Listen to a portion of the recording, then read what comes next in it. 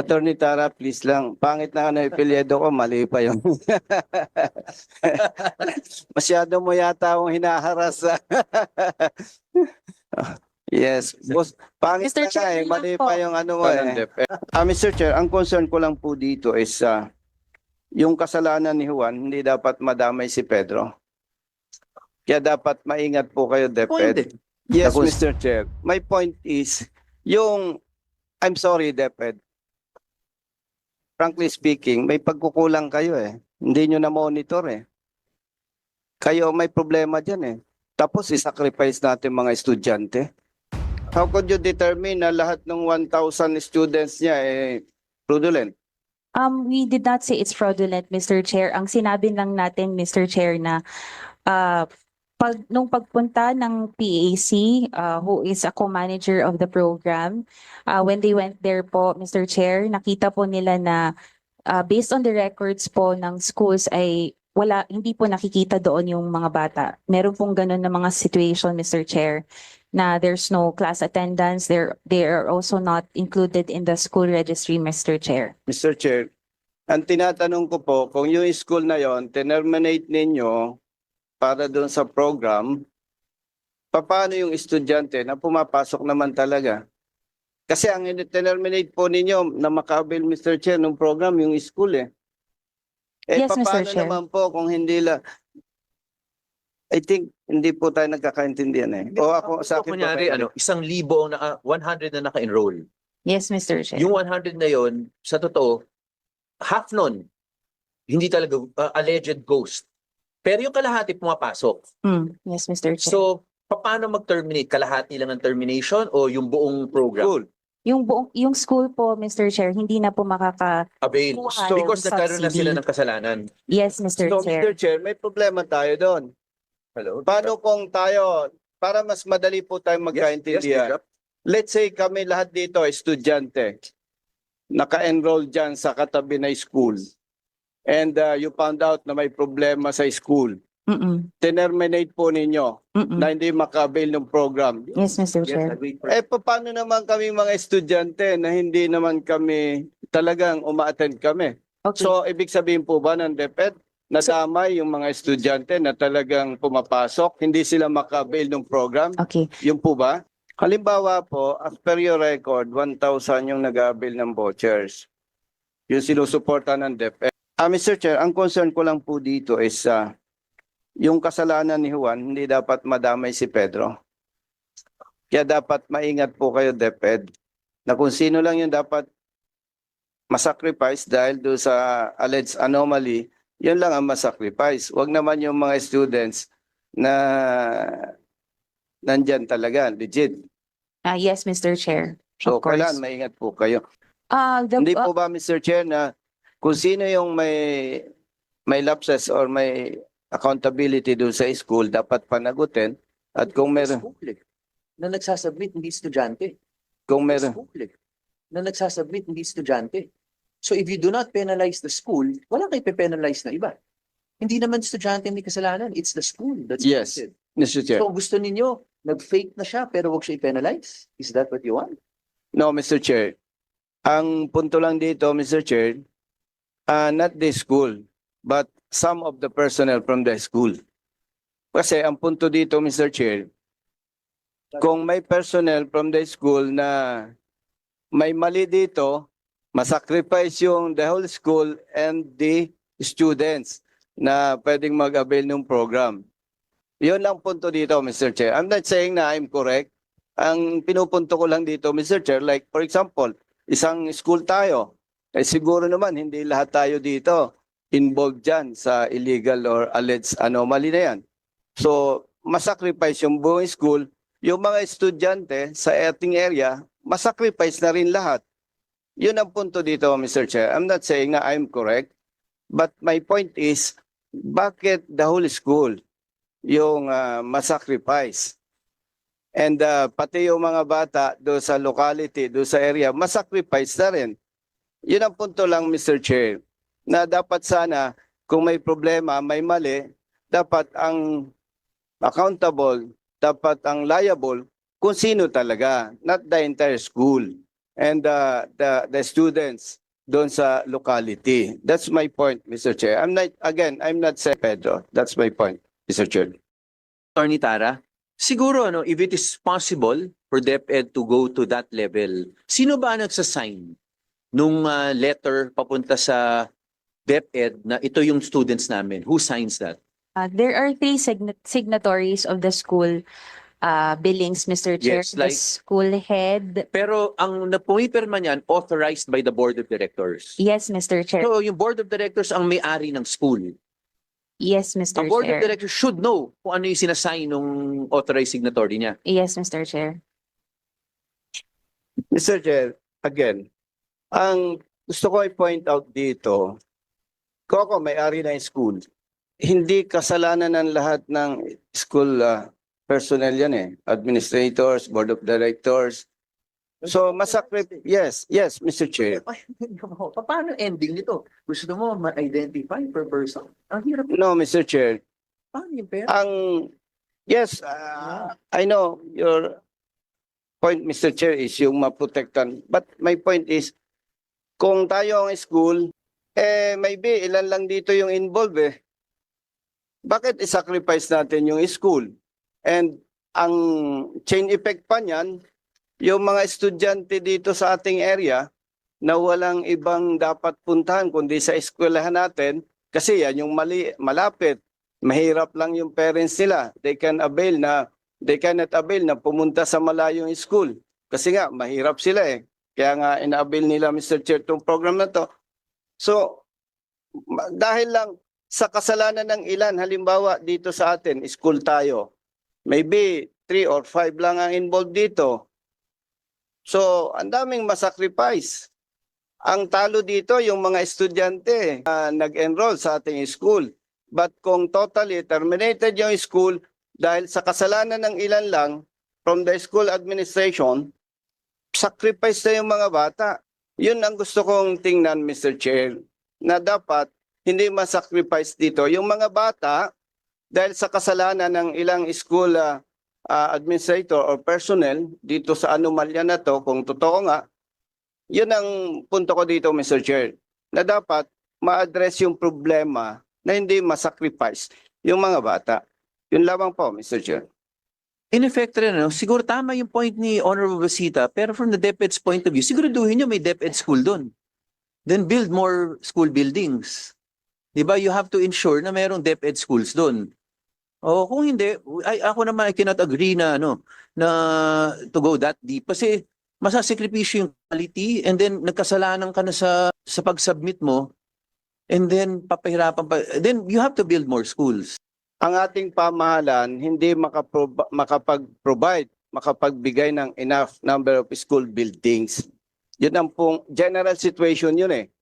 Yes, madaling sabihin, ang solusyon dito, let's build enough buildings for the DepEd. Pero hindi naman po kaya yun sa ganun eh. Yun ang problema, Mr. Chair.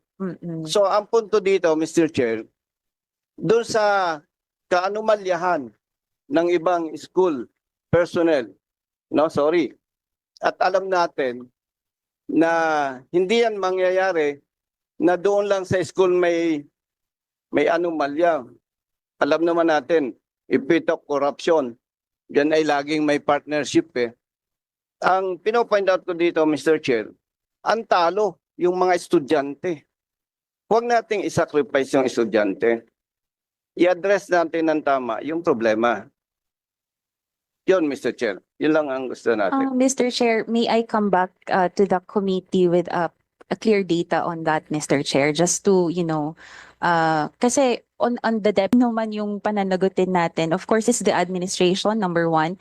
If there are fraudulent acts, then of course the administration who directly participated in that, that's also what we're doing sa DepEd to see if kung yung mga administrators na po yun ay talagang directly participating, they will not just face the termination of their school from the voucher program but actually a criminal case with that matter. Naintindihan ko naman po na sasabihin ni sir na hindi na po makakatanggap ng mga voucher beneficiaries po natin yung Mr. Chair, pero sa school, but in my own opinion, I don't this sa DepEd, no, pero I think the learners, the Filipino learners also deserve to be enrolled in a school na hindi po kumakimit po ng mga fraudulent schemes. Even if we say that these are only konti lang na administrators, but the point is that they are the administrators. These are not mga admin lang po na naggumagawa nito. Siguro yung school mapping rin ng private schools. Kasi Yes, again, Mr. yung point Chair. ni Honorable Busita is paano kung walang DepEd school doon? Hindi ka naman makaka-build ng DepEd classrooms kaagad-agad. Una-una, para gumawa ng DepEd, may school ID pa, may dadaan ng proseso. Ang point niya, paano kung wala rin private school na iba doon? Yun na lang. So parang ang gusto lang natin siguraduhin, baka there are intermediate sets of things to do para ma-assure yung quality. But importante dun yung school mapping ninyo. Yes, Mr. Chair. Yes. We can come up with the school mapping naman po, Mr. Chair, because we have an ongoing coordination with the e-care system, Mr. Chair, na minapap po na talaga natin kung ilan ang mga private schools nearby sa isang public schools or ilang public schools ang nandoon sa isang specific area. Attorney So, Tarat, we agree with what you're doing. Pero ito yung point ni Honorable Busita. Paano kung may sitwasyon na gano'n? into that. Mr. Chair, hindi po ba while ongoing yung investigation ng DepEd, pabayaan lang munang magtanggap yung school ng Pwede. beneficiaries? Wala lang voucher program. Pero pwede. Yes, they are allowed Yes. po to accept, Mr. Chair, basta hindi lang po under sa ating voucher beneficiaries. Yes. So in Syempre. short, the learners can really, if they want still to enroll in that school, pwede naman po. Kasi hindi naman po natin tinanggal yung permit or even their recognition, Mr. Chair. Ang tinanggal lang po natin is yung privilege nila to receive the subsidy. Ito kasi tama si Honorable Busita in the sense eh.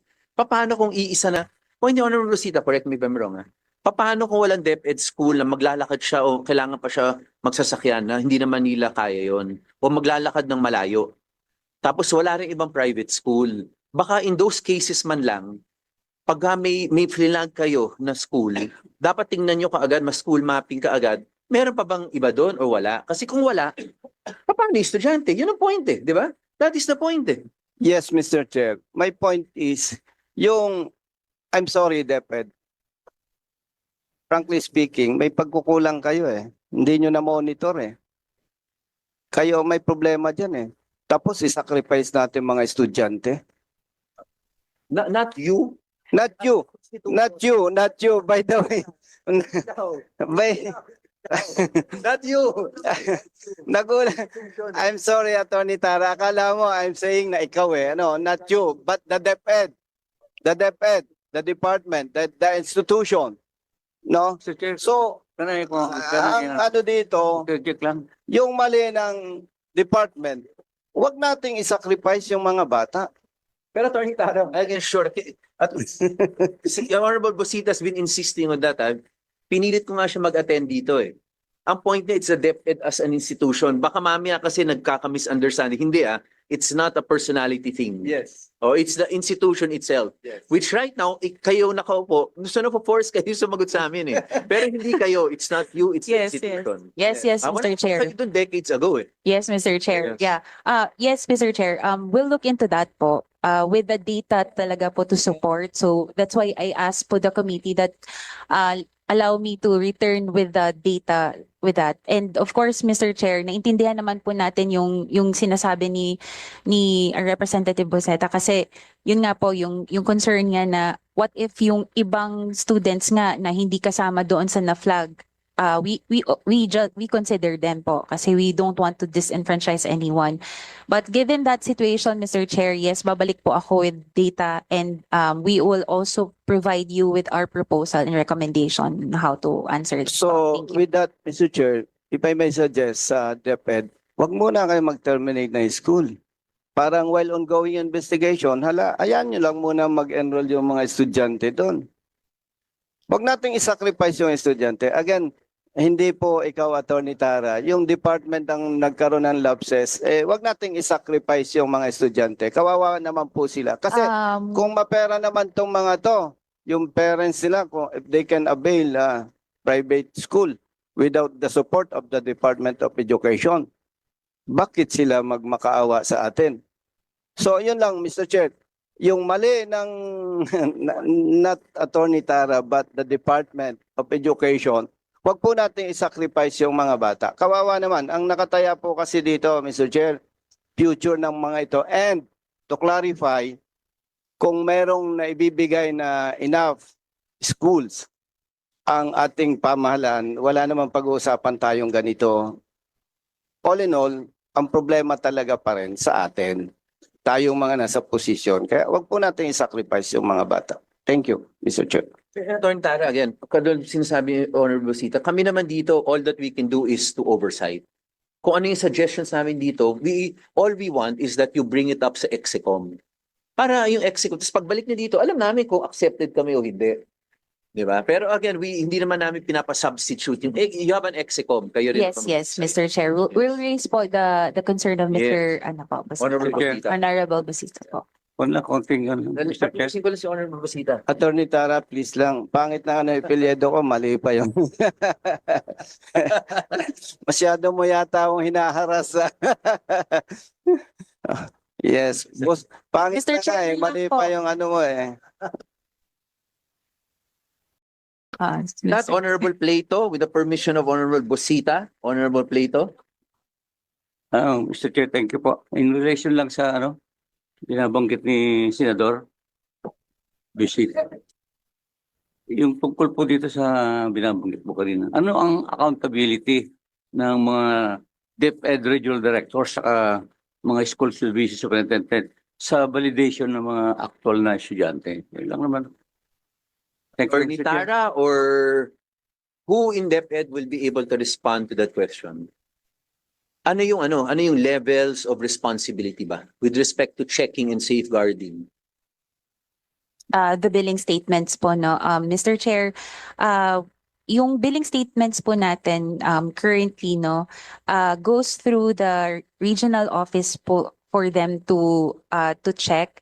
However, there is a challenge lang po talaga with regard to that because number one, wala pong kakayahan yung system na meron ang regional ngayon to check po yung pangkalahatan na mga students po. So, they don't have the same, paano ba? Lens ba? Ang tawag doon?